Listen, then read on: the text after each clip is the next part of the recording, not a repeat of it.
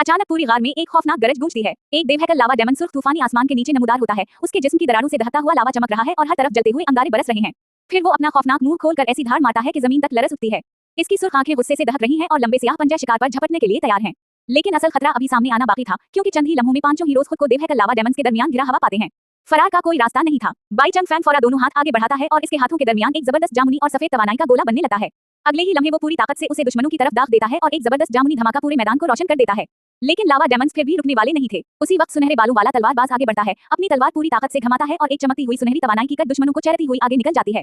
अब पूरी टीम अपना आखिरी हमला शुरू करती है। जामुनी जादू और सुनहरी तवानाई एक दूसरे के साथ मिलकर ऐसी तबाहकुन ताकत पैदा करते हैं कि जमीन तक कांप उठती है।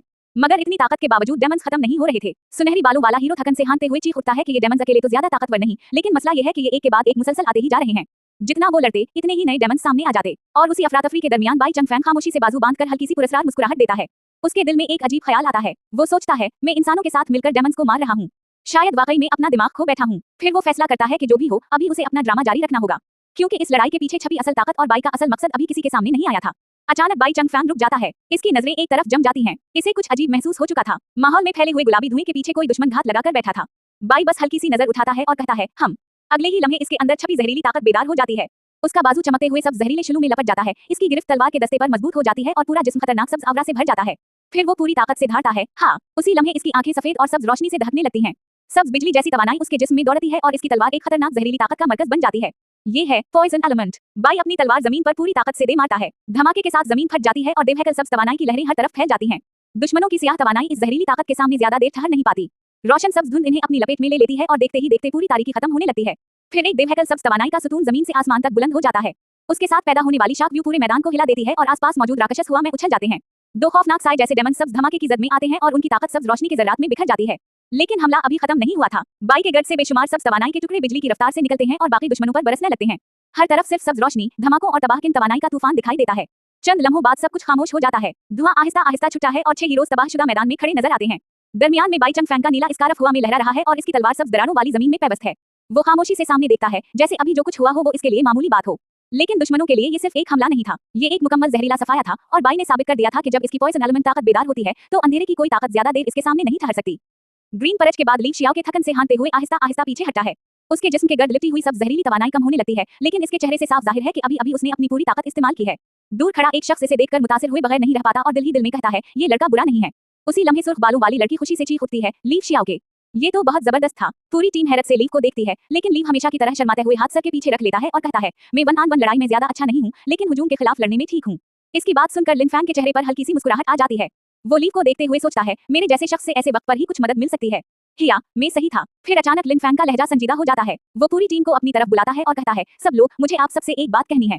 सबकी नजरें उसकी तरफ उठ जाती हैं। लिन फैंग इन्हें बताता है, आर्टिफिकट आगे कहीं मौजूद है, लेकिन रास्ता बहुत मुश्किल है और हमें सही रास्ते का कुछ पता नहीं। वो कुछ लम्हे रुकता है, फिर अपनी अगली बात सामने रखता है, और हम काफी देर से मुसलसल सफर कर रहे हैं। क्यों ना तुम लोग वापस चले जाओ, मैं आगे जाकर अकेला रास्ता देख लेता हूँ। इसकी बात सुनते ही माहौल बदल जाता है। भूरे बालों वाला लड़का उसे मशकूक नजरों से देखता है, जैसे उसे लिन फैंग की बात में कुछ गड़बड़ महसूस हो गई हो। लेकिन लिन फैंग अपने फैसले पर कायम रहता है। तब सुर्ख बालों वाली लड़की फौरा एतराज करती है, लिन फैंग, तुम अकेले कैसे जा सकते हो? अगर तुम्हें कोई खतरनाक सूरत-ए-हाल पेश आ गई तो? मीट गर्ल भी तशवीश से कहती है, लीडर, ये अच्छा ख्याल नहीं है। टैक्टिकल आर्मर वाला फाइटर भी उसे रोकने के लिए आगे बढ़ता है। लीव शियाओ के खामोशी से लिन फैंग की तरफ देखता है, जैसे वो भी समझने की कोशिश कर रहा हो कि आखिर लीडर अकेले जाने पर इतना इसरार क्यों कर रहा है। किसी को अंदाजा नहीं था कि लिन फैंग का ये फैसला सिर्फ आगे रास्ता तलाश करने के लिए नहीं था। इसके पीछे एक ऐसी चाल छपी थी जो पूरी टीम के दरमियान एतमाद को हिलाकर रख देने वाली थी। और जैसे ही लिन फैंग अकेले आगे बढ़ने की तैयारी करता है, एक खतरनाक बिट्रेयल ट्विस्ट आहिस्ता आहिस्ता अपने असल चेहरे की तरफ बढ़ने लगता है। लिन फैंग कहता है, पार्टी के लीडर की हैसियत से सबको महफूज रास्ते से आगे ले जाना मेरी जिम्मेदारी है। लेकिन हकीकत में ये सिर्फ एक बहाना था। वो हाथ उठाकर सबको रोक देता है और कहता है, मैं अपना फैसला कर चुका हूँ, मुझे कायल करने की कोई जरूरत नहीं। लीव शियाओ के खामोशी से उसे देखता रहता है, इसकी सर्द नजरें जैसे लिन फैंग के असल इरादे को भान पर रही हूँ। बाकी साथी जज्बाती होकर कहते हैं, लीडर तो वाकई बहुत अच्छा इंसान है। मगर लिन फैंग अकेला ही हकीकत जानता है। वो दिल ही दिल में मुस्कुराता है, हे ये है, वाकई काम कर गया। ये सब तुम्हारे लिए है, लीव शियाओ के, क्योंकि वो जानता है कि लीव मुस्तकबिल का एक ताकतवर एसएस रैंक हीरो बनने वाला है। असल कहानी में लीव मरकजी हीरो का सबसे वफादार साथी था और इसकी वफादारी ने मरकजी हीरो की कामयाबी में अहम किरदार अदा किया था। इसकी वजह एक एस क्लास प्योरिफिकेशन पोशन थी जो मरकजी हीरो ने आला दर्जे के अज्जा से तैयार की थी। उसी दवा के बाद लीव इसके लिए अपनी जान तक कुर्बान करने को तैयार हो गया था। लेकिन अब लिन फैंग ने फैसला कर लिया है कि असल कहानी शुरू होने से पहले ही वो लीव को अपने काबू में करेगा। इसका मकसद सिर्फ आर्टिफिकट हासिल करना नहीं था, वो मुस्तकबिल के मरकजी हीरो की किस्मत भी चराना चाहता था। लिन फैंग जामुनी तवानाई की डोरों से लीव को काबू करने की कोशिश करते हुए ऐलान करता है, मैं इसकी जगह लूंगा और इस दुनिया का नया हीरो बनूंगा। यही वो लम्हा था जब लिन फैंग की असल शिनाख्त सामने आ गई। वो सिर्फ एक लीडर नहीं था, बल्कि एक खतरनाक पपेट मास्टर था जो पूरी कहानी की किस्मत बदलने की साजिश कर रहा था। लिन फैंग टीम से कहता है, मेरा इंतजार शहर में करना, मैं तुम्हें लेने वापस आऊंगा, फिर हम सब मिलकर आगे बढ़ेंगे। ये कहते हुए वो एक चालाक मुस्कुराहट के साथ वहां से रवाना हो जाता है और हाथ उठाकर कहता है, फिर मिलते हैं। लेकिन हकीकत में इसके जहन में कुछ और ही मंसूबा चल रहा था। वो जानता था कि उन कीमती अज्जा का मकाम सिर्फ चंद लोगों को मालूम है, मगर उसे असल किताब में इस जगह की मुकम्मल तफसील याद थी। वो दिल ही दिल में सोचता है, लीव शियाओगे, तुम बहुत जल्द मेरे वफादार मातहत बन जाओगे। दूसरी तरफ लीव खामोशी से उसे देखता रहता है। इसकी जामुनी आंखों में शक साफ नजर आ रहा था। वो सोचता है, मैं इंसानी फितरत के बारे में ज्यादा नहीं जानता, लेकिन मुझे नहीं लगता कि ये शख्स इतना बेगर्ज है। कुछ देर बाद लीव को मालूम होता है कि यहाँ से ज्यादा दूर एक जेर जमीन नीलाम घर मौजूद है। वो फैसला करता है कि वहां जाकर देखता है और कहता है, मैं चंद दिन बाद शहर वापस आ जाऊंगा। सुर्ख बालों वाली लड़की फौरा लिया से कहती है, बड़ी बहन लिया, मैं भी आपके साथ चलूंगी। लेकिन लिया के जहन में लिन फैंग के रवैये का सवाल मुसलसल गर्दिश कर रहा था। बाई चंग फैंग की बात इसे याद आती है कि शायद लिन फैंग की रूह किसी डेमन ने निगल ली है और उसी वजह से इसके रवैये में अचानक तब्दीली आई है। लिया की आंखों में अज़्म आ जाता है। वो कहती है, अगर वाकई ऐसा है तो मुझे नीलामी से वो चीज हर हाल में हासिल करनी होगी जो रूह को पाक कर सकती है। मैं असली लिन फैंग को वापस लाऊंगी। उसी दौरान एक खौफनाक राज सामने आता है। लिन फैंग के पीछे एक जामुनी डेमन की मौजूदगी दिखाई देती है, जैसे वो इसकी रूह को अपने काबू में किए हुए हो। अब सब कुछ वाज़ेह होने लगता है। लिन फैंग शायद सिर्फ गद्दार नहीं, बल्कि किसी और ताकत के कब्जे में भी है। लिया और इसकी साथी लड़की तुलु आफ्ताब की तरफ आगे बढ़ती हैं, जबकि लीव दूर खड़ा इन्हें देखता रहता है। एक तरफ सोल पर्ज ऑक्शन शुरू होने वाली थी और दूसरी तरफ असल लिन फैंग को वापस लाने की जंग। लेकिन किसी को अंदाजा नहीं था कि इस नीलामी में छपी हुई चीज पूरी कहानी की किस्मत बदलने वाली है। अब सिर्फ हम 3 भाई ही बाकी रह गए हैं, इसलिए क्यों ना यंग मास्टर के हुक्म के मुताबिक वापस जाकर आराम करें। लेकिन जैसे ही वो वापस जाने लगते हैं, बाई चंग फैंग अचानक रुककर कहता है, रुको। उसकी आवाज सुनते ही सब रुक जाते हैं। ताकतवर भाई गुस्से से बाई के सामने आकर पूछता है, बाई चंग फैंग, क्या तुम्हें इस बात से कोई मसला है, या तुम यंग मास्टर के फैसले से खुश नहीं हो? वो गुस्से में मजीद कहता है, यंग मास्टर तुमसे खुश नहीं है, इसका मतलब है कि तुम अच्छे इंसान नहीं हो। मगर बाई जरा भी परेशान नहीं होता। वो चेहरे पर हल्की सी बनावटी फिक्र लाते हुए कहता है, मैं टीम लीडर लिन फैंग के अकेले आगे जाकर रास्ता तलाश करने के फैसले से वाकई बहुत मुतासिर हूँ, लेकिन मैं इसके लिए परेशान भी हूँ। क्यों ना हम खामोशी से इसके पीछे चलें और उसकी हिफाजत करें। ये सुनते ही ताकतवर भाई का गुस्सा हैरत में बदल जाता है। वो फौरा कहता है, हाँ, हम ऐसा कर सकते हैं। मैं भी काफी देर से यंग मास्टर के बारे में परेशान था। तुम वाकई एक अच्छे इंसान हो। लेकिन बाई के जहन में असल में कुछ और ही चल रहा था। वो लिन फैंग पर जरा भी भरोसा नहीं करता था। दूसरी तरफ लंबे भूरे बालों वाला साथी और सुर्ख बालों वाली लड़की इन तीनों को देखकर समझते हैं कि बाई वाकई लिन फैंग के लिए फिक्रमंद है। वो दिल ही दिल में सोचते हैं, तो ये वाकई लिन फैंग के लिए परेशान है। लगता है अंदर से उसका दिल बहुत नरम है। अच्छा लड़का है, आखिरकार तुमने कुछ अच्छी बात तो सोची। बाई सिर्फ आंखें बंद करके हल्की सी हंसी हंसता है और कहता है, आप लोग मेरी बहुत ज्यादा तारीफ कर रहे हैं। मैं जो कुछ भी कर रहा हूँ, इंसानियत की भलाई के लिए कर रहा हूँ। लेकिन इसकी ये आजजी सिर्फ एक अदाकारी थी। हकीकत में वो पहले ही लिन फैंग की असलियत पर शक कर चुका था। वो खामोशी से उसका पीछा करने का मंसूबा बना चुका था ताकि इसके असल मकसद का पता चल सके। आखिरकार बाई की आंखें जामुनी रोशनी से चमकने लगती हैं और इसके चेहरे पर एक पुरस्कार मुस्कुराहट आ जाती है। वो दिल ही दिल में कहता है, अब लिन फैंग, देखते हैं आखिर तुम्हारा असल मकसद क्या है। दूर कहीं लिन फैंग की सुनहरी आंखें भी खतरनाक अंदाज में चमकती हैं। बाई और लिन फैंग के दरमियान अब एक खामोश जंग शुरू हो चुकी थी, जहां दोनों एक दूसरे की हकीकत जानने की कोशिश कर रहे थे। लेकिन इस साजिश में असल शिकारी कौन था और असल शिकार कौन, ये राज अभी बाकी था। एक जोरदार धमाके के साथ देवहैकल पत्थर का बसब बेदार हो जाता है। इसका टूटा हुआ सरमई पत्थर का जिस्म, सुर्ख चमकती आंखें और इर्द गिर्द फैला हुआ जामुनी धुआं पूरे मैदान को खौफनाक बना देता है। बाई की आवाज गूंजती है, ये जगह आखिर है क्या? सामने एक देवहैकल पथरीला नाइट और इसके पीछे रॉबर्ट खड़ा है, जबकि धुंध से ढके शतरंज के मैदान के नीचे बहुत दूर लिन फैंग अकेला आगे बढ़ रहा है। ये आम डंजन नहीं था, ये एक rank dungeon malicious chess board था। लिन फैंग को असल किताब की कहानी याद आती है। वो सोचता है, असल किताब के मुताबिक प्यूरिफिकेशन क्रिस्टल उसी शतरंज के मैदान में कहीं मौजूद है। लेकिन मसला यह है कि मुझे नहीं मालूम कि वो किस मुहरे के अंदर छुपा हुआ है। अचानक लिन फैंग रुक जाता है। इसकी आंखें हैरत से फैल जाती हैं और माथे पर पसीने का कतरा नमूदार हो जाता है। इसे एक खतरनाक मौजूदगी महसूस हो चुकी थी। वो दिल में घबरा कर सोचता है, ये कैसा खौफ है? मुझे अचानक इतना खतरनाक एहसास क्यों हो रहा है? फिर जमीन जोर से लरसती है। एक देवहैकल सुर्ख पथरीला बादशाह शतरंज के मुहरों के दरमियान से नमूदार होता है। इसकी सफेद चमकती आंखें लिन फैंग पर जम जाती हैं और अगले ही लम्हे वो हैरत अंगेज रफ्तार से उसकी तरफ दौड़ पड़ता है। लिन फैंग चीख उठता है, कुंग, ये इतनी तेजी से कैसे आ रहा है? वो पूरी रफ्तार से भागने लगता है, लेकिन देवहैकल बादशाह मुसलसल इसका पीछा कर रहा है। इसके कदमों से शतरंज का फर्श टूटा जा रहा है, सियाह धुआं चारों तरफ फैल रहा है और हर तरफ गरज जैसी आवाजें गूंज रही हैं। लिन फैंग घबरा कर कहता है, लानत है, ये सीधा मेरी तरफ आ रहा है। अचानक सुर्ख पथरीले बादशाह के जिस्म से एक अजीब सुर्ख रोशनी निकलने लगती है। इसके अंदर से एक शफाफ रूहानी बादशाह नमूदार होता है, सफेद दाढ़ी और मूंछों के साथ, जबकि सुर्ख बिजली इसके इर्द गिर्द दीदावार चमक रही है। लिन फैंग ये मंजर देखकर साकत रह जाता है। वो चीख उठता है, ये एक चेस स्पिरिट है। अब इसे समझ आ गया था कि ये सिर्फ एक पथरीला शतरंज का पे नहीं था। इसके अंदर एक खतरनाक चेस स्पिरिट बेदार हो चुकी थी। और सबसे बड़ा मसला ये था कि लिन फैंग अभी तक प्यूरिफिकेशन क्रिस्टल तलाश भी नहीं कर सका था, जबकि चेस किंग उसे अपना अगला शिकार बना चुका था। मलिशियस चेस बोर्ड का असल खेल अब शुरू हो चुका था। देवहैकल सुर्ख चेस स्पिरिट आसमान से नीचे उतरता है। इसके सर पर ताज, चेहरे पर लंबी दाढ़ी और हाथों में दहकते हुए देवहैकल मक्के हैं। वो पूरी ताकत से नीचे मौजूद पथरीले रॉबर्ट पर वार करता है, जबकि लिन फैंग नीचे तलवार थामे इस हमले को रोकने की कोशिश करता है। लिन फैंग फौरा हुआ में छलांग लगाता है और अपनी तलवार से एक जबरदस्त सुनहरी तवानाई की कट चलाता है। सुनहरी रोशनी सुर्ख आसमान को चरती हुई आगे बढ़ती है और पीछे एक जबरदस्त धमाका होता है। लेकिन इस हमले के बावजूद चेस स्पिरिट रुकने वाला नहीं था। लिन फैंग की आंखों में गुस्सा भर जाता है। वो दांत भैंचकर पसीना पहुंचता है और अपनी पूरी ताकत इस्तेमाल करने के लिए तैयार हो जाता है। अगले ही लम्हे वो जमीन की तरफ छलांग लगाता है, मगर देवहैकल सुर्ख रूह का हाथ शतरंज के मैदान पर पूरी ताकत से आ गिरता है। जबरदस्त शाक व्यू फैलती है और जमीन से सियाह नुकीली तवानाई बाहर निकल आती है। लिन फैंग इस हमले से बचने की कोशिश करता है, लेकिन धमाके की ताकत इसे दूर जा फेंकती है। वो हुआ में कई बार पलटा हुआ पीछे गिरता है। इसकी सुर्ख कैप तेजी से लहरा रही है और तलवार अभी भी इसके हाथ में मजबूती से मौजूद है। वो जैसे ही दोबारा संभलने की कोशिश करता है, अचानक इसकी नजरें एक और खौफनाक वजूद पर पड़ती हैं। इसके सामने एक देवहैकल जामुनी नाइट चेस स्पिरिट खड़ा था, जिसका पूरा जिस्म जामुनी बिजली से चमक रहा था। लिन फैंग खौफ से ऊपर देखता है और इसके चेहरे पर हैरत नुमायां हो जाती है।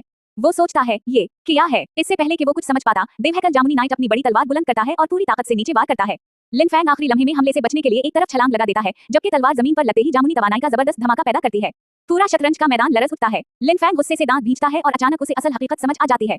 ये सिर्फ एक ताकतवर दुश्मन नहीं था, चेस बोर्ड इसे एक मुहरे की तरह इस्तेमाल कर रहा था। वो गुस्से से चीखता है, एक कौन। इसकी आंखों में शदीद गुस्सा भड़क उठता है, क्योंकि पहली बार उसे एहसास हुआ कि इस खतरनाक चेस बोर्ड में शायद शिकारी हो।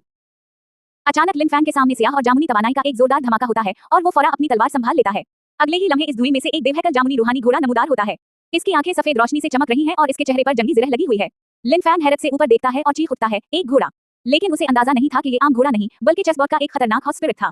लिन फैंग गुस्से से अपनी दोनों तलवारें निकालता है और कहता है, हम मैं तुम्हारी घोड़े की टांग तोड़ दूंगा। फिर वो अपने S class weapon hot slashing sword के साथ पूरी ताकत से हमला करता है। दोनों तरफ से जबरदस्त वार होते हैं और सुनहरी तलवार की तवानाई जामुनी घोड़े से टकराती है। पूरा मैदान चिंगारियों और तवानाई के धमाकों से भर जाता है। लिन फैंग एक और वार करता है, लेकिन अचानक इसकी तलवार घोड़े के देवहैकल जिरहपोश खुर से टकराकर वहीं रुक जाती है। जामुनी तवानाई की दरारें हर तरफ फैल जाती हैं। लिन फैंग की आंखें हैरत से फैल जाती हैं। वो चीख उठता है, मेरा एस क्लास वेपन। इसे यकीन नहीं आता कि उसका ताकतवर हथियार एक स्पिरिट हाउस ने रोक लिया है। फिर इसे इस चेस बोर्ड की असल हकीकत का अंदाजा होने लगता है। इस शतरंज के मुहरों ने बेशुमार इंतकाम से भरी रूहों को अपने अंदर जज्ब कर रखा था और वक्त के साथ ये रूहें इतनी ताकतवर हो चुकी थी कि इनकी ताकत एस क्लास की हद से भी कहीं आगे निकल गई थी। लिन फैंग के सामने एक देवहैकल नीले रंग का नाइट और खतरनाक हॉट स्पिरिट खड़ा था, जबकि लिन फैंग खुद उनके सामने इंतहाई छोटा दिखाई दे रहा था। अब इसे समझ आ चुका था कि यहाँ ताकत से लड़ना आसान नहीं होगा। वो दिल में सोचता है, मुझे पहले यहाँ से फरार होना चाहिए। लिन फैंग अपनी हथेली खोलता है और इसमें एक चमकता हुआ सफेद पर नमूदार होता है। इसकी आंखों में खौफ जरूर है, लेकिन इरादा मजबूत है। अगले ही लम्हे सफेद रोशनी का जबरदस्त धमाका होता है और इसकी पुष्ट से देवहैकल फरिश्तों जैसे सफेद पर फैल जाते हैं। बेशुमार चमकते हुए पर हवा में बिखरने लगते हैं। लिन फैंग तलवार हाथ में लिए हुआ में बुलंद होता है और अब इसका मकसद लड़ाई जीतना नहीं बल्कि उस खतरनाक मलिशियस चेस बोर्ड से जिंदा बचकर निकलना था। लेकिन इस फरार के बावजूद एक सवाल बाकी था, क्या ये वाकई सिर्फ फरार था या लिन फैंग किसी और बड़े मंसूबे की तरफ बढ़ रहा था।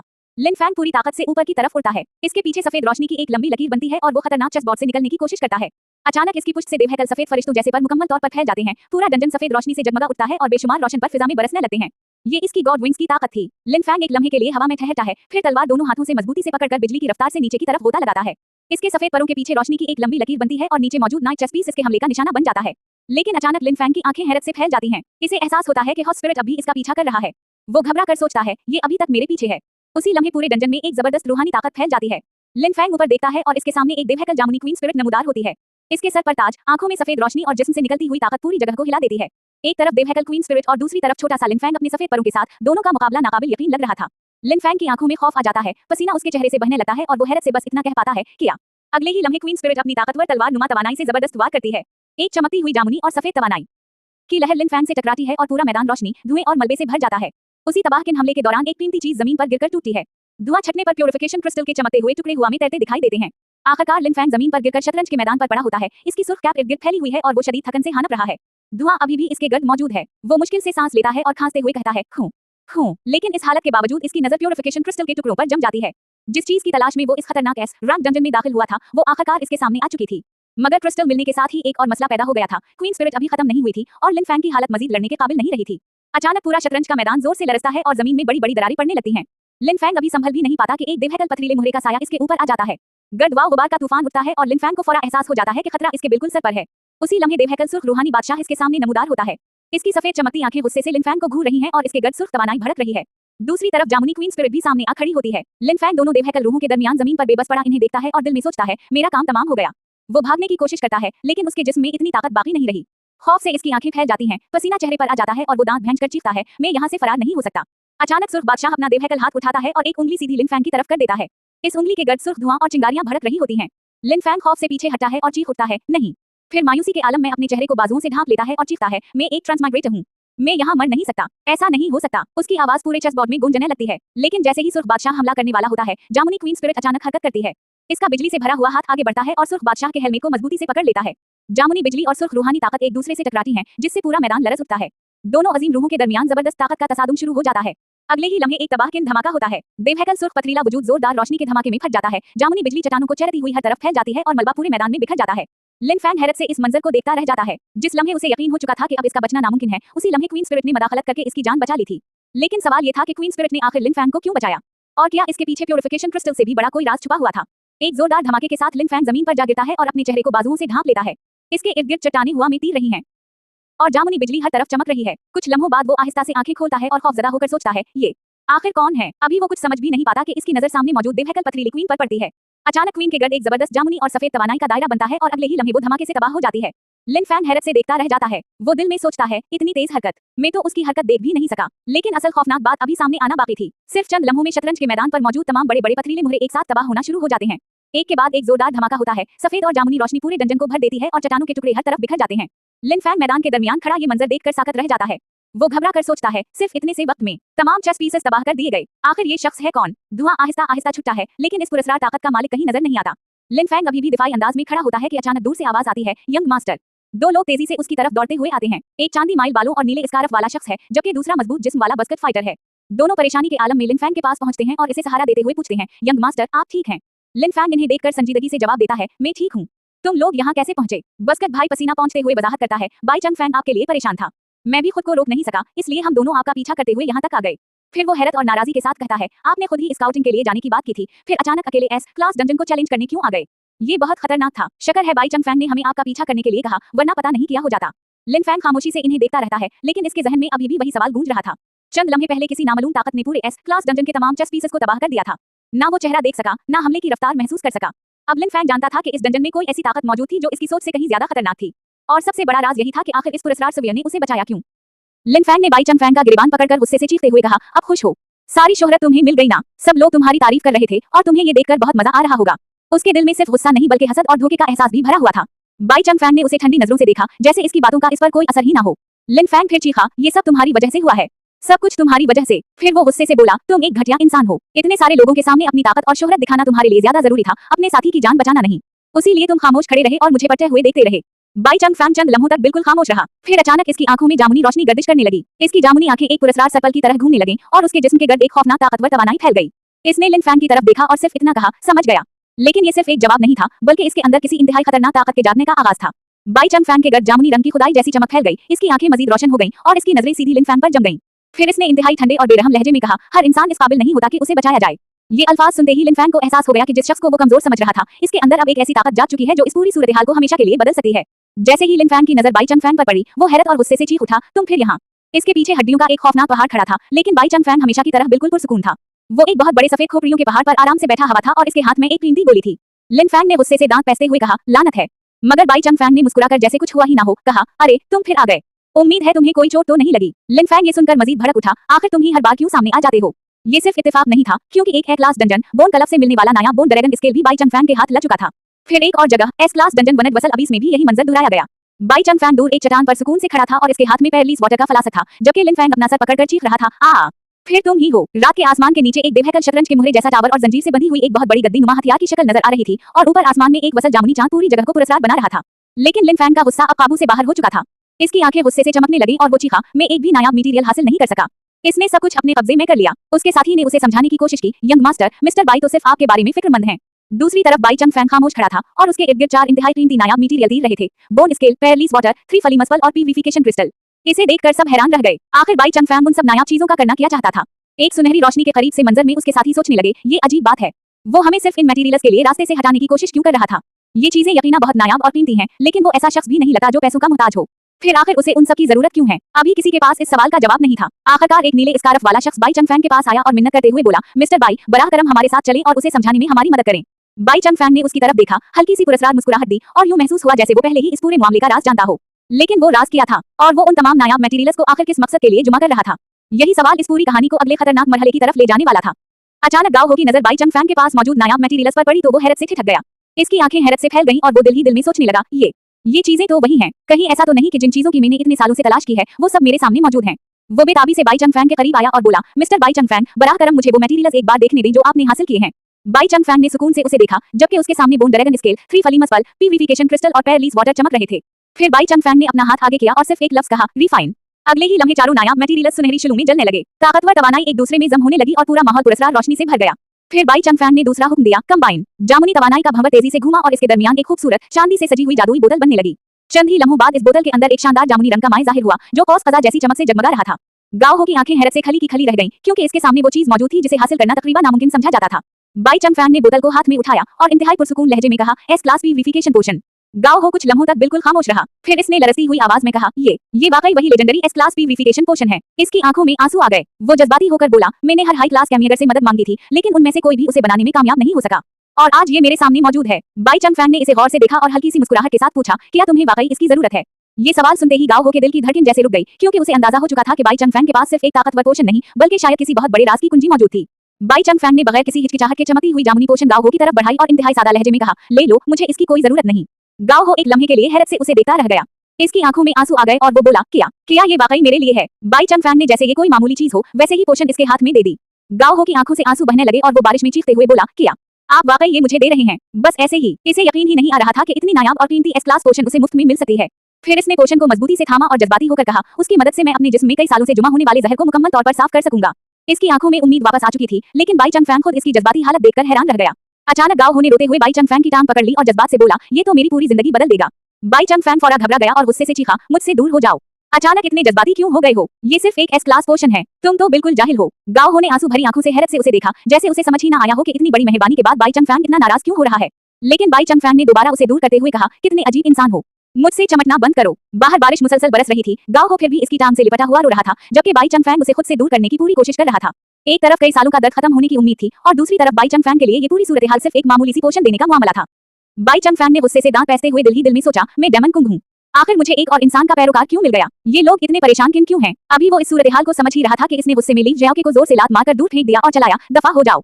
दूर खड़ा लिन फैंग ये सब खामोशी से देख रहा था, लेकिन इसकी आंखों में गुस्से की सुर्ख चमक साफ नजर आ रही थी। गाओ हो के इर्द गिर्द भी आग जैसी तवानाई भड़क रही थी। लिन फैंग ने हैरत और गुस्से से कहा, यंग मास्टर। फिर वो दांत पैसते हुए बोला, लानत है, इसने ली जियाओ को भी अपने साथ मिला लिया। दूसरी तरफ बाई चंग फैंग ने इंतहाई पुरसुकून अंदाज में इसे देखा और हल्की सी पुरस्कार मुस्कुराहट दी, जैसे उसे किसी बात की कोई फिक्र ही ना हो। लेकिन अचानक बाई चंग फैंग की नजर लिन फैंग पर पड़ी और वो सोचने लगा, ये अजीब बात है, लिन फैंग आखिर इस तरह क्यों नजर आ रहा है? लिन फैंग कुछ फासले पर सर झुकाए खड़ा था और उसके इर्द गिर्द जामुनी रंग की पुरस्कार तवानाई फैल रही थी। उसी दौरान ली जियाओ के रोता हुआ बाई चंग फैंग की टांग से लपट गया। बाई चंग फैंग एक लम्हे के लिए हैरान रह गया, जबकि वो तबाहशुदा शहर के बीच खड़ा सोचने लगा, एक मिनट, कहीं ऐसा तो नहीं कि लिन फैंग ली जियाओ को अपनी तरफ शामिल करना चाहता था, लेकिन मैंने उससे पहले ही उसे अपनी तरफ कर लिया। इस ख्याल ने बाई चंग फैंग को मजीद उलझा दिया, लेकिन एक सवाल अभी इसके जहन में गर्दिश कर रहा था और मैं अब तक ये नहीं समझ पा रहा कि उसे इतना यकीन कैसे है कि असल बाई चंग फैंग पहले ही मर चुका है। बाई चंग फैंग ने लिन फैंग की तरफ देखा, मगर लिन फैंग अपनी सफेद चादर में पीठ किए खामोश खड़ा रहा। कुछ देर बाद लिन फैंग ने थकन से एक गहरी सांस ली, सर्द हुआ में इसकी सांस भाप की तरह बाहर निकली और वो थके हुए लहजे में बोला, चलो वापस चलते हैं। बाई चंग फैंग खामोशी से उसे देखता रहा, क्योंकि उसे अंदाजा हो चुका था कि इस इंसान के जहन में बहुत से ऐसे राज हैं जिन्हें अभी तक वो समझ नहीं पाया। लिन फैंग ने दूर जाते हुए बाई चंग फैंग को देखा और गुस्से से पुकारा, यंग मास्टर। बाई चंग फैंग एक लड़की को तलवार पर बिठाए खामोशी से आगे बढ़ता रहा, जैसे उसे लिन फैंग की मौजूदगी से कोई फर्क ही ना पड़ता हो। बाई चंग फैंग ने पलट कर देखा तो इसकी आंखों में अजीब सी ठंडक थी, जैसे वो कुछ समझने की कोशिश कर रहा हो। दूसरी तरफ लिन फैंग गुस्से से दांत पैसते हुए बोला, ओह बाई चंग फैंग, तुम मुसलसल मेरे मंसूबों को बर्बाद कर रहे हो। इसके लहजे में गुस्सा और हसद साफ महसूस हो रहा था। फिर इसकी आंखें सुर्ख रोशनी से चमक उठी और वो इंतहाई खतरनाक अंदाज में बोला, अब मैं तुम्हें मजीद आजाद नहीं छोड़ सकता। रात के वक्त कहानी एक खूबसूरत होटल के बाहर पहुंचती है, जहां चांदनी में रोशन होता हुआ होटल का साइन पूरे मंजर को पुरस्कार बना रहा था। अंदर एक ताकतवर और जसीम मुहाफिज लिन फैंग के सामने घुटनों के बल बैठा हुआ था। इसने एहतराम से कहा, सेकंड यंग मास्टर। लिन फैंग ने पीछे से उसे देखा, लेकिन अगले ही लम्हे मुहाफिज की बात सुनकर इसकी आंखें हैरत से फैल गईं। किया मुहाफिज भी घबरा कर बोला, लेकिन मिस्टर बाई चंग फैंग ने तो कई बार आपकी जान बचाई है, वो एक अच्छे इंसान है। लिन फैंग की आंखों में फिर से सुर्ख चमक पैदा हुई और उसके गर्द सियासी पुरस्कार तवानाई फैलने लगी। इसने सद और हुक्म देने वाले लहजे में कहा, बस मेरे हुक्म पर अमल करो, तुम बहुत ज्यादा सवाल करते हो। फिर वो कुछ लम्हे खामोश रहा और अपने पुराने वफादार मुहाफिज को घूरते हुए बोला, तुम बचपन से मेरे साथ हो, क्या तुम मेरे सबसे वफादार खादिम नहीं हो? मुहाफिज खामोश हो गया। इसे अंदाजा हो चुका था कि इस वक्त लिन फैंग के सामने बहस करना खतरनाक हो सकता है, लेकिन असल खतरा अब शुरू होने वाला था, क्योंकि लिन फैंग के दिल में बाई चंग फैंग के खिलाफ सिर्फ गुस्सा नहीं रहा था, बल्कि उसे खत्म करने का पक्का इरादा पैदा हो चुका था। मुहाफिज ने खौफजदा लहजे में कहा, लेकिन मिस्टर बाई की ताकत का कोई अंदाजा नहीं लगाया जा सकता, मैं उनका मुकाबला नहीं कर सकता। लिन फैंग ने अपनी सुर्ख आंखों में खतरनाक मुस्कुराहट लिए उसे देखा और बोला, क्या तुम कोई ऐसी ममनुआ तकनीक इस्तेमाल नहीं कर सकते जो थोड़ी देर के लिए तुम्हारी ताकत को लेजेंडरी एसएस क्लास तक पहुंचा दे? मुहाफिज ये सुनकर घबरा गया। इसने अपना हाथ सीने पर रखा और बोला, लेकिन ऐसी तकनीक इस्तेमाल करने की कीमत मेरी जिंदगी के साल होंगे। हमारा खानदान नस्लों से आपके खानदान की खिदमत करता आया है। जब आप छोटे थे आपने खुद कहा था कि आप मुझे अपने खानदान का हिस्सा समझेंगे, तो फिर आज ये सब क्यों? लिन फैंग ने सर्द लहजे में जवाब दिया, क्या तुमने मुझसे जो वफादारी का वादा किया था वो अब कोई मानी नहीं रखता? फिर वो मुहाफिज के करीब झुककर बोला, क्या तुम्हें मालूम नहीं कि मैं वो हीरो बनने वाला हूँ जो? मुहाफिज घुटनों के बल बैठा खामोशी से उसे देखता रहा। इसकी आंखों में आंसू आ गए। कुछ लम्हों तक उसके दिल में शदीद कशमकश जारी रही, फिर इसने आंखें बंद कर लें। एक आंसू इसके गाल पर बह गया। आखिरकार वो धीमी आवाज में बोला, मैं समझ गया। इसने अपना सर झुका लिया और कहा, मैं ये कुर्बानी देने के लिए तैयार हूँ, लेकिन इंसानियत की खातिर नहीं। इसके अल्फाज में दिख भी था और बेबसी भी, क्योंकि वो जानता था कि इस फैसले की कीमत शायद इसकी अपनी जिंदगी होगी। लिन फैंग तख्त नुमा निशस्त पर बैठा उसे देखता रहा, इसके चेहरे पर कोई रहम नहीं था। फिर वो तंजिया अंदाज में हंसा और बोला, हाँ कितनी फजूल बातें करते हो। इसकी सुर्ख नारंगी आंखें मजीद खतरनाक अंदाज में चमकने लगे। एक तरफ एक वफादार खादिम अपनी पूरी जिंदगी की कुर्बानी देने जा रहा था और दूसरी तरफ इसका आका अपनी ख्वाहिश और ताकत के लिए उसे कुर्बान करने में जरा भी नहीं झिझक रहा था। रात के आखिरी मंजर में एक तन्हा शख्स हड्डी पहने चमकते हुए फवारे के सामने खड़ा था। ऊपर आसमान पर एक बहुत बड़ा मुकम्मल चांद रोशन था, लेकिन इस खूबसूरत मंजर के बावजूद उस शख्स के गर्द सिर्फ तन्हाई और आने वाले खतरे का एहसास था। ये खामोश रात इस बात का इशारा दे रही थी कि अब लिन फैंग और बाई चंग फैंग के दरमियान होने वाली जंग पहले से कहीं ज्यादा खतरनाक होने वाली है। रात के वक्त बाई चंग फैंग हमेशा की तरह बिल्कुल पुरसुकून अंदाज में आगे बढ़ रहा था। इसके चेहरे पर किसी किस्म की परेशानी नहीं थी, लेकिन अचानक उसे कुछ अजीब सा महसूस हुआ। वो रुक गया और हैरत से बोला, हम। अगले ही लम्हे इसके कदमों के नीचे मौजूद पानी अचानक जमना शुरू हो गया। चंद लम्हों में पूरा तालाब बर्फ की एक मजबूत सतह में तब्दील हो गया। बाई चंग की आंखें हैरत से फैल गईं और इसके माथे पर पसीने के कतरे नमूदार हो गए। क्या वो कुछ समझ पाता, उससे पहले ही इसका जिस्म एक बेहतल नीले बर्फानी क्रिस्टल से टकरा गया। वो फौरन संभल कर बर्फ पर उतरा और इर्द-गिर्द फैलती हुई तवानाई को देखते हुए बोला, पानी जम गया। क्या कोई मुझे कत्ल करने की कोशिश कर रहा है? अचानक इसके नीचे से एक जोरदार धमाका हुआ और बर्फ के बड़े-बड़े नुकीले सुतून जमीन को चीरते हुए आसमान की तरफ उठने लगे। बाई चंग एक बहुत बड़े बर्फानी टुकड़े पर खड़ा था, लेकिन अगले ही लम्हे बर्फ की सतह टूट गई और वो एक गहरी तारीख खाई में जा गिरा। इसके इर्द-गिर्द बेशुमार चमकते हुए नीले बर्फानी क्रिस्टल तीर रहे थे और वो उनके दरमियान तेजी से नीचे जा रहा था। बाई चंग ने हैरत और गुस्से से दांत पैसते हुए सोचा, क्या हो रहा है? पूरा तालाब सिर्फ एक लम्हे में कैसे जम गया? ये तो एसएस क्लास की ताकत है। फिर उसने मजीद हैरत से सोचा, आखिर मैंने कब किसी ऐसे इंसानी माहिर को नाराज कर दिया जो इतनी खौफनाक ताकत रखता है। अचानक वो रुक गया और ऊपर की तरफ देखा। इसके सामने नीले बर्फानी क्रिस्टल की एक बहुत बड़ी दीवार खड़ी थी, जो रात के अंधेरे में खौफनाक रोशनी बखेर रही थी। बाई चंग के चेहरे पर पहली बार संजीदगी नुमाया हुई, क्योंकि अब उसे यकीन हो चुका था कि ये कोई कुदरती वाकया नहीं था। कोई इंतहाई ताकतवर दुश्मन जानबूझकर इस पर हमला कर रहा था और असल सवाल ये था कि इस पुरस्कार एसएस क्लास माहिर का मकसद आखिर क्या था। अचानक बाई चंग के इर्द-गिर्द बेहकल नीले बर्फानी क्रिस्टल जोरदार धमाके के साथ टूटने लगे और वो उनके दरमियान तेजी से नीचे गिरने लगा। अगले ही लम्हे मुंजमद तालाब से बर्फ के बड़े-बड़े नुकीले सुतून आसमान की तरफ फट पड़े, हर तरफ बर्फ और धुंध फैल गई। बाई चंग अभी इस हमले को समझ ही रहा था कि एक फौजी अंदाज के बोट ने जमती हुई बर्फ पर कदम रखा और इसके नीचे बर्फ में दरारें फैल गईं। सामने एक ताकतवर सिपाही खड़ा था, उसने टैक्टिकल यूनिफॉर्म पहन रखा था और इसकी पीठ पर भारी लांचर मौजूद था। इसकी मुट्ठियां मजबूती से बंद थीं और वो बाई चंग को खत्म करने के लिए पूरी तरह तैयार नजर आ रहा था। फिर उसने एक खतरनाक ममनुआ तकनीक इस्तेमाल की। इसकी आंखें सुर्ख हो गईं, रगें नुमाया होने लगीं और इसकी अपनी जिंदगी की तवानाई मुसलसल कम होने लगी। ये एक ऐसी तकनीक थी जो ताकत तो बेपनाह देती थी, लेकिन उसकी कीमत खुद इस्तेमाल करने वाले की उम्र थी। बाई चंग ने दूर से इस खतरनाक तवानाई को महसूस किया और चौंक कर बोला, हम। इसकी नजरें फौरन इस पुरस्कार सिपाही पर जम गईं। बर्फानी पहाड़ के ऊपर वो सिपाही खामोशी से खड़ा था, जबकि बाई चंग अपनी होड़ी संभालते हुए तेजी से उसकी तरफ बढ़ रहा था। अचानक दुश्मन की सुर्ख आंख पर एक शदीद हमले का असर हुआ, मगर इसके बावजूद वो पीछे नहीं हटा।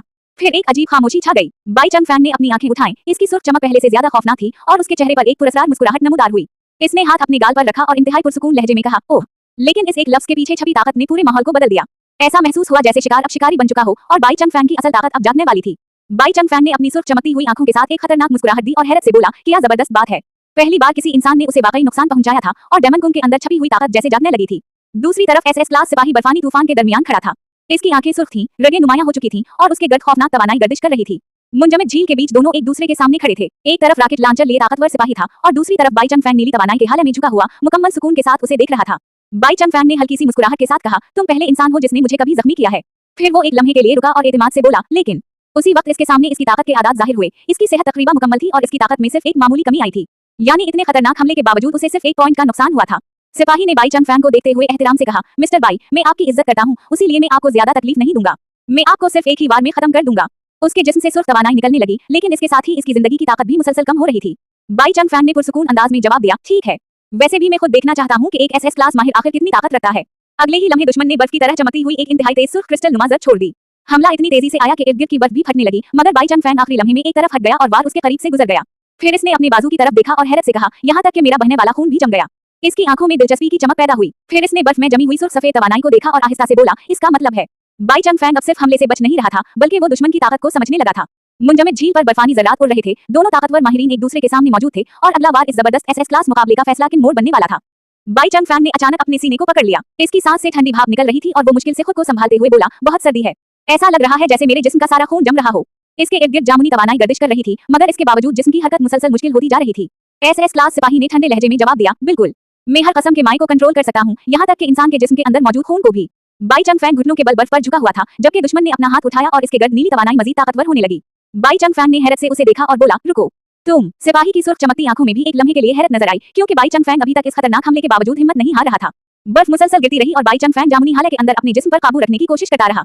सिपाही ने दांत पैसते हुए अपनी मुट्ठी बंद की और कहा, अगर ऐसा है तो मुझे अपना तरीका बदलना होगा। उसके जिस्म के गर्द नीली बर्फानी तवानाई भड़कने लगी। आसमान पर बादलों के दरमियान एक बहुत बड़ा रोशन चांद, नमूदार हवा और पूरा मुंजमद मैदान एक खौफनाक खामोशी में डूब गया। अगले ही लम्हे सिपाही बेहतल नीले बर्फानी क्रिस्टलों के दरमियान खड़ा था। इसके दोनों हाथों से नीली माना की ताकतवर लहरें निकल रही थी और बर्फ के ज़र्रात हर तरफ उड़ रहे थे। बाई चंग ने इस नई तवानाई को गौर से देखा। इसकी जामुनी आंखें मजीद संजीदा हो गईं और वो सोचने लगा, ये काला सा ताकतवर मादा, क्या ये माना है? सिपाही की ताकत मुसलसल बढ़ती गई, इसकी सुर्ख आंखें मजीद खतरनाक अंदाज में चमकने लगीं और उसके बाजू से नीली आग जैसी तवानाई भड़क उठी। बर्फानी तूफान के दरमियान अब वो पहले से कहीं ज्यादा ताकतवर दिखाई दे रहा था। बाई चंग समझ चुका था कि एसएस क्लास दुश्मन ने अभी अपनी असल ताकत दिखाना शुरू ही की है और अगला मरहला इस पूरी जंग को एक नई सतह पर ले जाने वाला था। मुहाफिज ने अपनी सुर्ख चमकती हुई आंखों के साथ पूरी ताकत से चीखते हुए कहा, ये कुर्बानी यंग मास्टर के लिए है और लिन खानदान की शान के लिए। उसकी आवाज पूरे बर्फानी मैदान में गूंज उठी। उसी लम्हे तूफानी आसमान से नीली बिजली का एक बेहतल सुतून जमीन पर आ गिरा और उसके गर्द जबरदस्त तवानाई फैल गई। ये SS क्लास की ममनुआ ताकत का आखिरी मरहला था। मुहाफिज के जिस्म से नीले शुलू जैसी तवानाई भड़कने लगी, उसके दोनों हाथ ताकतवर माना से रोशन हो गए, जबकि इसकी सुर्ख आंखों में बेपनाह हज़्म नजर आ रहा था। दूसरी तरफ बाई चंग फैंग मुंजमद झील पर घुटनों के बल बैठा हुआ था। तेज नीली हुआ इसके कपड़ों को उड़ा रही थी, मगर वो अपनी मुट्ठियां मजबूती से बंद किए दुश्मन की ताकत को देख रहा था।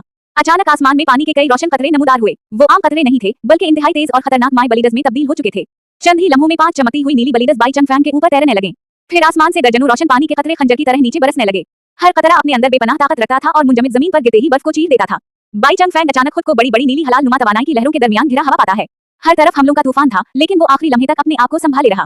फिर इसने अपनी दोनों मुट्ठियां मजबूती से बंद की और अपनी अंदरूनी ताकत को पूरी तरह आजाद कर दिया। उसके जिस्म के गर्द मौजूद नीले तवानाई के हल्के एक के बाद एक टूटने लगे। जबरदस्त ताकत के धमाके के साथ बाई चंग फैंग इस खतरनाक हिसार से बाहर निकल आया। अगले ही लम्हे पूरा मुंजमद मैदान एक बेवहकल नीली सफेद तवानाई के धमाके से लरज उठा। बर्फ के बड़े बड़े टुकड़े हवा में बिखर गए, धुंध और रोशनी हर तरफ फैल गई और कुछ लम्हों के लिए ऐसा लगा जैसे पूरा मैदान ही तबाह हो गया हो।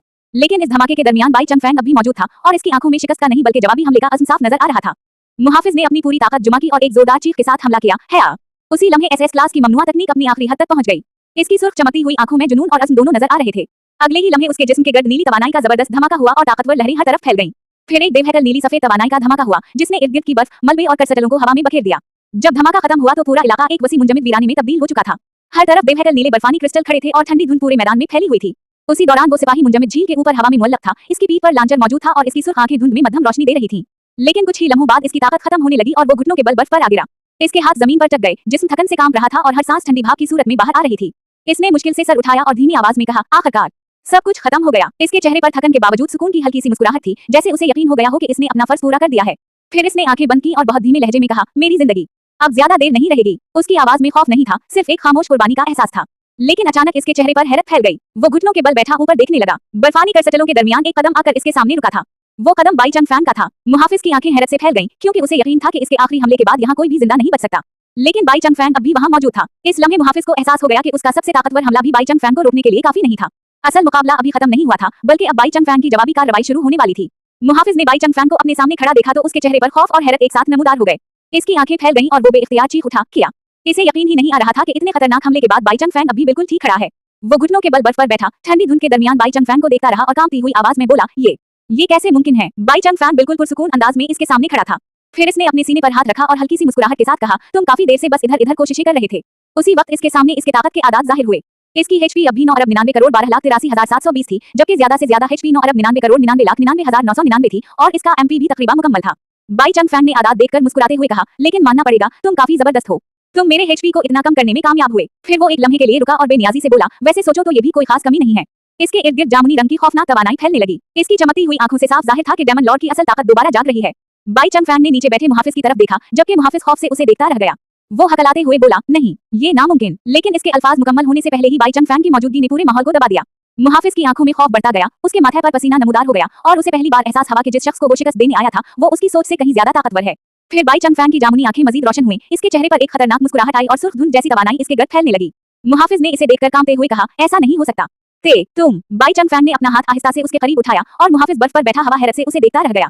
अब इसे समझ आ चुका था कि इतनी देर तक जिसे वो अपना शिकार समझ रहा था, असल में वो खुद एक ऐसे दुश्मन के सामने खड़ा था जिसे शिकस्त देना तकरीबन नामुमकिन था। मुहाफिज ने अपनी हार तस्लीम करते हुए आंखें बंद कर लीं और थकी हुई आवाज में कहा, ठीक है, मुझे मार दो। वैसे भी मैं ज्यादा अरसा जिंदा नहीं रहूंगा। जो भी हो, लिन खानदान के लिए अपनी जान कुर्बान करना हमेशा से मेरी सबसे बड़ी ख्वाहिश थी। बाई चंग फैंग ने उसे देखा, लेकिन अचानक उसे खत्म करने के बजाय अपना हाथ आगे बढ़ाया। इसके हाथ से तेज सब्ज रोशनी निकलने लगी और शिफा देने वाली तवानाई मुहाफिज के जिस्म में फैल गई। मुहाफिज हैरत से चीख उठा, किया। तुम मुझे शिफा क्यों दे रहे हो? सब्ज रोशनी मुसलसल उसके जिस्म के गर्द फैलती रही और चंद ही लम्हों में इसकी हालत बेहतर होने लगी। बाई चंग फैंग ने इंतहाई पुरसुकून अंदाज में जवाब दिया, क्या मैंने तुम्हें मरने के लिए कहा था? मैं मजीद किसी मुसीबत में नहीं पड़ना चाहता, और वैसे भी मेरा मकसद तुम जैसे किसी मामूली किरदार को मारना कभी नहीं था। मुहाफिज की आंखों में आंसू आ गए। वो बेयकीनी से बोला, तुम इतने बेगर्ज कैसे हो सकते हो? मैं अभी कुछ देर पहले तुम्हें मारने की कोशिश कर रहा था, लेकिन तुम फिर भी। बाई चंग फैंग ने हल्की सी मुस्कुराहट के साथ कहा, चलो एक बहाना बना लेते हैं। आखिर मेरा मकसद सिर्फ एक या दो इंसानी माहिरीन को खत्म करना तो है नहीं। मेरा असल मकसद तो सील करने वाली चीज को तबाह करना और पूरी इंसानियत का खात्मा करना है। चंद लम्हों की खामोशी के बाद इसकी जामुनी आंखों में एक पुरस्कार चमक आई। वो बोला, और इसके अलावा। बाई चंग फैंग मुंजमद झील के किनारे एक बड़े दरख्त के करीब खड़ा था, जबकि सब शिफा बख्श रोशनी अभी मुहाफिज के गर्द मौजूद थी। दरख्त के पीछे से एक भूरे बालों वाली लड़की ये सब देख रही थी। उसके दिल में बाई चंग फैंग के बारे में एक बिल्कुल मुख्तलिफ ख्याल पैदा हुआ। वो हैरत से सोचने लगी, ये बाई चंग फैंग वाकई कितना नरम दिल और मेहरबान इंसान है। मैंने अपनी जिंदगी में ऐसा शख्स पहली बार देखा है, इतनी ताकत रखने के बावजूद इतना नेक और उसूल पसंद। इसे क्या मालूम था कि जिस शख्स को वो एक अजीम और मेहरबान इंसान समझ रही है, वो अपने दिल में इससे कहीं ज्यादा खतरनाक राज छुपाए बैठा है। अचानक बाई चंग फैंग ने पीछे मुड़कर देखा, इसकी जामुनी आंखें चमकी और चेहरे पर पुरस्कार मुस्कुराहट आ गई, कोई हमें देख रहा है। फिर वो पुरसुकून अंदाज में बोला, चलो अब वापस चलते हैं और आराम करते हैं। मुहाफिज अभी तक हैरान था, उसे समझ नहीं आ रहा था कि बाई इतना पुरसुकून कैसे रह सकता है। बाई ने मुस्कुरा कर कहा, अगर तुम्हें फिक्र है कि अपने यंग मास्टर को इस सब की वजाहत कैसे करोगे तो मैं तुम्हारी मदद कर सकता हूँ। थोड़ी सी अदाकारी कर लेते हैं, मैं जख्मी होने का ड्रामा कर लेता हूँ। मुहाफिज की आंखें हैरत से फैल गईं। क्या इसे यकीन नहीं आया कि बाई खुद को जख्मी जाहिर करने के लिए तैयार है। जज्बात से भरकर मुहाफिज ने बाई का हाथ थामा और कहा, मैं आपकी इस मेहरबानी का बदला कैसे चुका सकता हूँ। कुछ देर बाद मुहाफिज धुंध में से गुजरता हुआ वहां से चला गया। बाई इसे दूर जाता देखता रहा, फिर उसके होंठों पर पुरस्कार मुस्कुराहट आई। अच्छा, एक तो रास्ते से हट गया। इसने दरख्तों की तरफ देखा और दिल ही दिल में सोचा, अब सिर्फ एक और बाकी है। वैसे सोचो तो कहीं मैंने उसके सामने कुछ ज्यादा ही ताकत तो नहीं दिखा दी। क्या इसे मुझ पर शक हो गया है। फिर बाई ने अचानक बर्फ पर घुटनों के बल बैठकर अपना कंधा पकड़ा और दर्द में मुब्तला होने की जबरदस्त अदाकारी शुरू कर दी। इसने दांत भींचे, सांस भारी की और ऐसा जाहिर किया जैसे वो शदीद जख्मी हो। बर्फानी हुआ चल रही थी, सांस से भाप निकल रही थी और बर्फ के जर्रात इसके गर्द उड़ रहे थे। लेकिन हकीकत ये थी कि बाई चंगफैंग को कोई नुकसान नहीं पहुंचा था। ये सब सिर्फ एक ड्रामा था, क्योंकि वो जानता था कि कोई इसे छपकर देख रहा है। अचानक बाई चंगफैंग ने दूर से एक परेशान आवाज सुनी, मिस्टर बाई चंगफैंग। लंबे भूरे बालों वाली मछली या पूरी रफ्तार से मुंजमद झील पर दौड़ती हुई उसकी तरफ आ रही थी। बाई चंगफैंग घुटनों के बल झुका हुआ था, जैसे वो बुरी तरह जख्मी हो, और लिया फौरा इसके पास पहुंचकर उसे सहारा देते हुए घबरा कर बोली, मिस्टर बाई चंगफैंग, आप ठीक हैं? आपके साथ आखिर हुआ क्या? बाई ने दर्द में कराहने की अदाकारी की, मगर दिल ही दिल में मुस्कुराया, ओह, ये तो मेरे जाल में फंस गई। लिया ने इसे गौर से देखा और फौरा बोली, मुझे पहले ही शक था। एसएस क्लास के हमले को रोकने के बाद कोई शख्स बिल्कुल सही सलामत कैसे रह सकता है? आप जरूर सिर्फ ताकतवर होने की अदाकारी कर रहे थे। बाई एक लम्हे के लिए घबरा गया, फिर बोला, मीम मस लिया, आप यहाँ कैसे? इसके बाद बाई ने पूछा, क्या आप वो पोषण हासिल करने में कामयाब हुई जो रूहों को बहाल कर सकता है? लिया ने जवाब दिया, हाँ, मैं इसे हासिल करने में कामयाब हो गई। नीलाम घर में मेरे खानदान से ज्यादा दौलत रखने वाला कोई नहीं था, इसलिए मैंने वो पोषण बहुत ज्यादा कीमत देकर खरीद लिए। लेकिन अगले ही लम्हे लिया के चेहरे पर हल्की सी उदासी छा गई। वो दिल ही दिल में सोचने लगी, लेकिन मुझे ऐसा क्यों लगता है कि अगर मैं इसे ये पोषण पिला दूं तो शायद उसे महसूस होगा कि मुझे इस पर यकीन नहीं। ये सोचकर इसके गाल सुर्ख हो गए। उसने अपना हाथ आहिस्ता से गाल पर रखा और हैरत से आंखें फैला दें। दूसरी तरफ बाई चंगफैंग खामोशी से उसे देख रहा था, क्योंकि इसकी अदाकारी का मंसूबा अब इसकी तवक्को से भी ज्यादा दिलचस्प रुख इख्तियार कर रहा था। रात के वक्त शानदार हवेली के डाइनिंग हॉल में 4 अफराद एक बड़े बेज़वी मेज के गर्द बैठे थे। मेज पर हर किस्म का खाना सजा हुआ था, मगर बाई चंगफैंग और गाओ हो की कुर्सियां खाली थीं। नीले स्कार्फ वाले शख्स ने हैरत से कांटा हाथ में रोका और पूछा, आज रात सिर्फ हम 4 लोग ही हैं। मिस्टर बाई और गाओ हो कहाँ हैं? लिन फैंग ने किसी जवाब की परवाह किए बगैर सुकून से स्टीक खाते हुए कहा, उनका इंतजार करने की जरूरत नहीं, पहले खाना शुरू करते हैं। इसके चेहरे पर शाइस्ता मुस्कुराहट थी, लेकिन इसकी आंखों में छपी खतरनाक नियत साफ महसूस हो रही थी। फिर इसने शियाओया की तरफ देखकर कहा, शियाओया, जब तुम यहाँ नहीं थी तो मैंने कई डंजन्स का जायजा लिया। अब तुम इत्मीनान से मेरे साथ रह सकती हो। शियाओया ने घबरा कर जवाब दिया, अच्छा, ठीक है, मगर दिल ही दिल में वो कुछ और सोच रही थी। मुझे बस लिन फैंग को ये दवा पिलानी है, ताकि मालूम हो सके कि मिस्टर बाई का शक दुरुस्त है या नहीं। उसने एक चमकती हुई दवा का प्याला तैयार किया और लिन फैंग के सामने रखते हुए कहा, लिन फैंग, मैंने सुना है कि 2 दिन पहले आप जख्मी हुए थे। मैंने आपकी सेहत बहाल करने के लिए ये दवा तैयार की है। करीब बैठी सुर्ख बालों वाली लड़की हंस पड़ी, जबकि लिन फैंग ने प्याले की तरफ देखा और हल्की सी हंसी के साथ कहा, हाँ हाँ, मेरी फिक्र करने के लिए शुक्रिया, शियाओया। फिर वो जरा आगे झुका और नरम लहजे में बोला, मुस्तकबिल में मैं तुम्हारे साथ अच्छा सलूक करूंगा। शियाओया को उसके लहजे में कुछ अजीब महसूस हुआ, इसलिए वो फौरा मुहतात हो गई और कुर्सी से कदरे पीछे हट गई। उसी दौरान मसली यानी हैरत से पूछा, शियाओया, क्या हवा? शियाओया की आंखों के सामने जैसे सब कुछ घूमने लगा, इसकी नजरें उलझ गईं और चेहरे पर हैरत व घबराहट नुमाया हो गई। अब इसे अंदाजा होने लगा था कि इस डिनर की मेज पर सिर्फ खाना नहीं रखा था, बल्कि एक खतरनाक जाल भी बिछाया जा चुका था। एक पुरस्कार पैगाम बाई चंगफैंग तक पहुंचाने के लिए टरानस मिशन असफरत बरत छोड़ा गया, क्योंकि अगर बाई चंगफैंग दूसरी दुनिया की रूह को शिकस्त देने में कामयाब होता तो एसोसिएशन हेडक्वार्टर वापस पहुंचने पर उसे ये खत मिल जाता। रात के आसमान में एक चमकता हुआ नीला सफेद असफरत उल्लू परवास करने लगा। इसके परों से जादुई रोशनी के जर्रात बिखर रहे थे और इसकी चोंच में सुर्ख मोम से बंद एक अहम खत मौजूद था। दूसरी तरफ एक लड़की खिड़की के पास खामोश खड़ी थी, इसकी आंखें बंद थीं और सुनहरी रूहानी जर्रात उसके जिस्म से आहिस्ता आहिस्ता जुदा हो रहे थे। वो कमजोर आवाज में सोच रही थी, मेरी रूह कमजोर होती जा रही है, जल्द ही मैं इस जिस्म पर अपना कंट्रोल खो दूंगी। उम्मीद है मिस्टर बाई दूसरी दुनिया की इस रूह को रोक सकेंगे। कुछ ही देर बाद इसका जिस्म मेज पर बेजान सा झुक गया और एक शफाफ नीली रूह उसके जिस्म से निकलकर छत की तरफ बुलंद होने लगी। लेकिन अगले ही लम्हे इसके अंदर मौजूद खतरनाक वजूद ने अपनी असल शक्ल जाहिर कर दी। इसकी आंखें सफेद रोशनी से चमक उठे और वो गुस्से में मुट्ठी भींच कर बोला, लानत है, ये मामला बहुत पेचीदा होता जा रहा है। मैं किसी को अपनी असल शनाख्त नहीं बता सकता। मुझे कल सबको खत्म करना होगा। इधर बाई चंगफैंग के सामने अब एक और भी बड़ा खतरा मुंतजिर था। 10,000 demons Q SS class dungeon. एक बेवहकल सर्पल नुमा खाई जमीन की गहराइयों तक फैली हुई थी। हजारों सियाह मेहराबें इसके अंदर खौफनाक सायों की तरह नजर आ रही थी और ऊपर से आने वाली सफेद रोशनी इस पुरस्कार गार को मजीद खौफनाक बना रही थी। ये सिर्फ एक आम डंजन नहीं था, बल्कि वो जगह थी जहां बाई चंगफैंग को एक ऐसी रूह का सामना करना था जो इस पूरी कहानी का राज बदल सकती थी।